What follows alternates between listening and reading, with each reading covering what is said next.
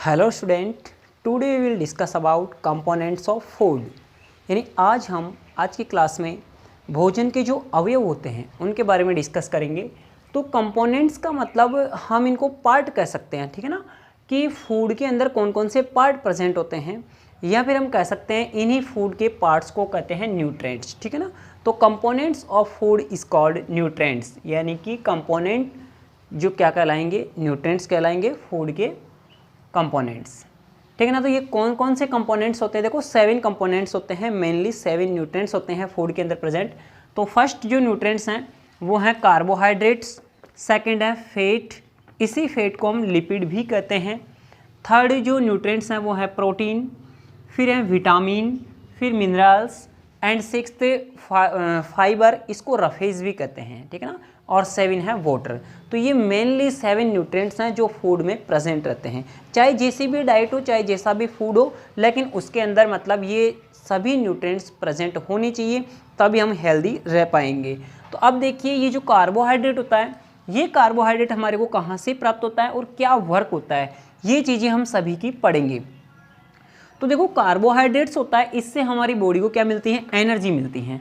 यानी कि एनर्जी देने का काम कौन करता है, कार्बोहाइड्रेट करते हैं। अब ये कार्बोहाइड्रेट कहाँ से मिलेंगे हमारे को, तो देखो जितने भी सीरियल्स हैं, सीरियल्स का मतलब जितने भी अनाज हैं, यानी कि चाहे वो गेहूँ हो, चावल हो, ज्वार, बाजरा, मक्का, है ना, इन सब से हमारे को क्या मिलेगा, कार्बोहाइड्रेट्स मिलेगा, ठीक है ना। यानी कि हम रोटी खाते हैं, बिस्किट खाते हैं, ब्रेड खाते हैं, तो इनसे हमारे को क्या मिलेगा, कार्बोहाइड्रेट मिलेगा। जैसे सारे सीरियल्स हो जाएंगे, राइस यानी चावल हो जाएगा, वीट यानी गेहूँ हो जाएगा, शुगर, है ना, और पोटैटोज़, ब्रेड, बिस्किट और फ्रूट्स, इन सभी से हमारे को क्या मिलता है, कार्बोहाइड्रेट्स मिलता है। और कार्बोहाइड्रेट अपनी बॉडी में क्या वर्क करता है, एनर्जी प्रोवाइड करवाता है। तो ये आपको याद रखना है। अब हम सेकंड न्यूट्रिएंट्स पर चलते हैं, फैट। तो ये जो फैट होता है इसी को हम लिपिड कहते हैं, ठीक है ना। और ये जो फैट होता है ये हमारी बॉडी में एनर्जी ही प्रोवाइड करवाता है, जैसे कि कार्बोहाइड्रेट्स करवाते हैं। बट ये क्या है, मोर एनर्जी प्रोवाइड करवाता है, ज़्यादा एनर्जी प्रोवाइड करवाता है, यानी कि कम अमाउंट में भी ज़्यादा एनर्जी प्रोवाइड करवाता है। कौन, फैट या लिपिड। अच्छा, ये हमारे को कहाँ से मिलेगा, कहाँ से ऑब्टेन होगा, कहाँ से प्राप्त होगा, तो देखो लिपिड्स है ना, ये हमारे को चिकने पदार्थों से मिलते हैं, ऑयली सब्सटेंस से मिलते हैं। यानी कि जैसे हम कह सकते हैं कि ये जो ऑयल से मिल सकते हैं। अब ऑयल कोई सा भी हो, ठीक है ना, जैसे मस्टर्ड हो या मस्टर्ड ऑयल हो, या चाहे आप देख लो ग्राउंड नट ऑयल हो या कोकोनट ऑयल हो, यानी कि जो जैसा भी कोई भी तेल है, तो उस तेल के अंदर क्या होगा, लिपिड या फैट प्रेजेंट होगी, और ये हमारे को एनर्जी प्रोवाइड करवाएगा। ऐसे ही हम चाहे घी खाएं या बटर खाएं, तो उस बटर या घी में भी कौन प्रेजेंट होगा, लिपिड या फैट प्रेजेंट होगी, जो कि हमारे को एनर्जी प्रोवाइड करवाने का काम करेगी। ऐसे बात करें हम थर्ड न्यूट्रिएंट्स की, जो होता है प्रोटीन्स। और ये प्रोटीन देखो बहुत काम की चीज़ है अपनी बॉडी के अंदर, ये हमारी बॉडी को बनाने का काम करती हैं, बॉडी बिल्डिंग का काम करती हैं। यानी कि अपनी बॉडी को बनाने का काम कौन करेगा, प्रोटीन्स, ठीक है। या फिर अपने कभी चोट लग जाती है, घाव हो जाता है, तो उस घाव को रिपेयर करने के लिए, उस घाव को वापस से भरने के लिए कौन चाहिए, प्रोटीन्स चाहिए। यानी कि प्रोटीन अपने को क्या करते हैं, अपनी बॉडी का निर्माण करते हैं, बॉडी बिल्डिंग करते हैं। और सबसे ज़्यादा प्रोटीन्स जो मिलेगा वो हमारे को कहाँ से मिलेगा, तो देखिए वो मिलेगा हमारे को पल्सेस से। यानी कि सभी प्रकार की जो दालें हैं, उन दालों से हमारे को क्या मिलेगा, प्रोटीन मिलेगा। चाहे वो मूंग की दाल हो, चाहे उड़द की, चने की, अरहर की, मसूर की, है ना, चाहे किसी भी प्रकार की दाल हो, उन सभी से हमारे को क्या मिलेगा, प्रोटीन्स मिलेगा। और वर्क क्या है इसका, बॉडी बिल्डिंग करने का, यानी कि अपनी बॉडी को बनाने का, मेक करने का काम है इसका। And fourth nutrients is vitamins. देखो विटामिन्स जो होते हैं वो हमारी बॉडी में क्या वर्क करेंगे, ये काम करेंगे प्रोटेक्शन करने का, यानी अपनी बॉडी को इन्फेक्शन से बचाने का वर्क करते हैं। और देखिए इन विटामिन्स की बहुत कम मात्रा चाहिए, इसीलिए इनको माइक्रो न्यूट्रिएंट्स भी कहते हैं। विटामिन्स को क्या कहते हैं, माइक्रो न्यूट्रिएंट्स भी कहते हैं, क्योंकि इनकी हमारे को बहुत कम मात्रा चाहिए, आवश्यकता कम होती है इनकी।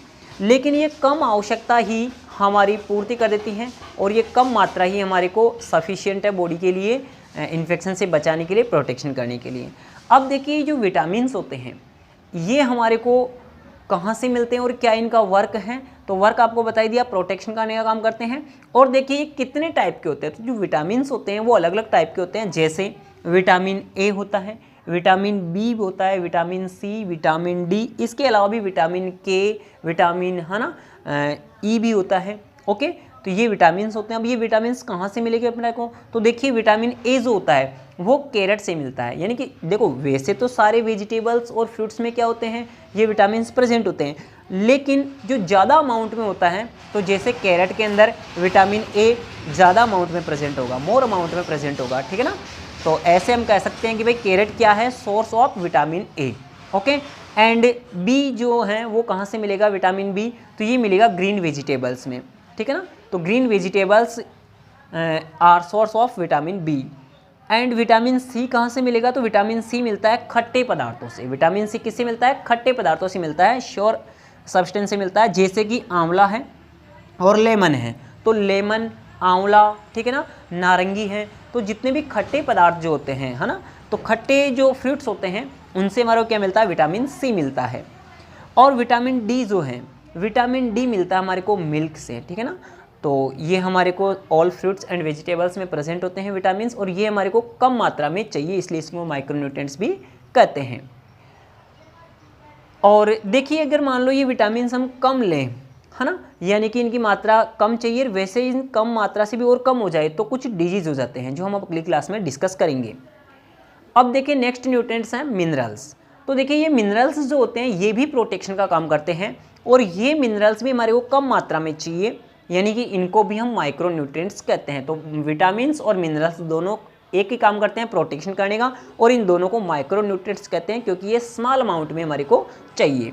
अब देखो ये जो मिनरल्स होते हैं ये कहाँ से मिलेंगे हमारे को, तो ये जो मिनरल्स होते हैं ये जैसे कि कौन कौन से मिनरल होते हैं, तो देखिए यहाँ पे मैंने कुछ एग्जांपल्स लिखे हैं, जैसे कि सोडियम, आयोडीन, कैल्शियम, फॉस्फोरस, ये क्या है मिनरल्स के एग्जाम्पल है। अब ये हमारे को कहाँ से प्राप्त होंगे, तो देखिए आपको पता है आप आयोडाइज्ड साल्ट खाते हो, है ना, आयोडाइज्ड साल्ट खाते हो, तो उसमें आयोडाइज्ड साल्ट में क्या होता है, आयोडीन होता है, ठीक है ना। यानी कि आयोडीन युक्त हम नमक खाना चाहिए हमारे को, तो उस आयोडीन युक्त नमक में क्या होगा, आयोडीन होगा और सोडियम होगा। तो ये दो हमारे को कहाँ से प्राप्त हो जाएंगे, आयोडाइज्ड साल्ट से प्राप्त हो जाएंगे।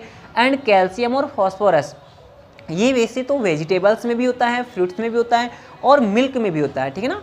तो ये हमारे को मिल्क से प्राप्त हो जाएगा। देखो वर्क क्या होता है इनका, तो देखो कैल्शियम और फॉस्फोरस वैसे तो सभी का एक साथ बता दिया, प्रोटेक्शन करने का काम होता है, और ये बॉडी बिल्डिंग में भी हेल्प करते हैं। प्रोटीन के साथ मिलकर के क्या करते हैं, ये बॉडी बिल्डिंग में भी हेल्प करेंगे। जैसे कैल्शियम और फॉस्फोरस जो हैं, उन कैल्शियम और फॉस्फोरस से हमारी बोन्स बनती है, यानी हड्डियां बनती हैं, और हमारे जो टीथ होते हैं वो भी बनते हैं, स्ट्रॉन्ग होते हैं। तो हमारी बोन्स और टीथ को स्ट्रॉन्ग होने के लिए कौन आवश्यक है, कैल्शियम और फॉस्फोरस, जो कि हमारे को मिल्क, फ्रूट्स और वेजिटेबल्स से ऑब्टेन होगा, प्राप्त होगा। तो ये भी हमारे को फूड के अंदर प्राप्त करना चाहिए, लेना चाहिए। एंड नेक्स्ट न्यूट्रिएंट्स हैं फाइबर। इन फाइबर को हम रफेज भी कहते हैं, और इन फाइबर का क्या वर्क होता है, देखो इनका वैसे इनसे कुछ ज़्यादा कुछ मिलता नहीं है हमारे को, लेकिन ये क्या करते हैं, हेल्प करते हैं डाइजेशन में। यानी कि इनका वर्क होगा प्रिवेंट कॉन्स्टिपेशन, यानी कॉन्स्टिपेशन कहते हैं कब्ज होने को, यानी कि जब अपना फूड ले लेते हैं और वो पचता नहीं है, कब्जी रहते हैं, है ना, तो कब्ज हो जाती हैं, जब डाइजेशन नहीं होता है, तो उस स्थिति को कहेंगे हम कॉन्स्टिपेशन। तो ये हमारे को कॉन्स्टिपेशन से प्रिवेंट करेंगे, यानी कि बचाएंगे। यानी कि ये क्या करेंगे, जो भी फाइबर होंगे, रफेज होंगे, ये हमारे फूड का डाइजेशन अच्छे से कर देंगे, यानी हेल्प करेंगे।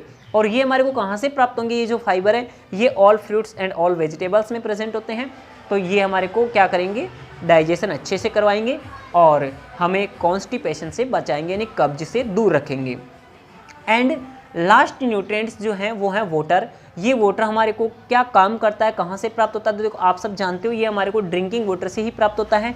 और ये काम क्या करता है, देखो ये सॉल्वेंट का काम है, इसका अपनी बॉडी में सॉल्यूशन बनाने का काम करता है, यानी कि किसी भी चीज़ को घोलता है। जैसे हम मान लो भोजन कर रहे हैं तो उस भोजन को क्या करेगा, डिसोल्व करेगा और अपनी बॉडी के अंदर पहुँचाएगा, और अपनी बॉडी के अंदर जो भी लिक्विड्स हैं उनको लिक्विड फॉर्म में बनाए रखेगा, जैसे कि ब्लड है ना, तो ब्लड को लिक्विड फॉर्म में बनाए रहेगा कौन, वाटर।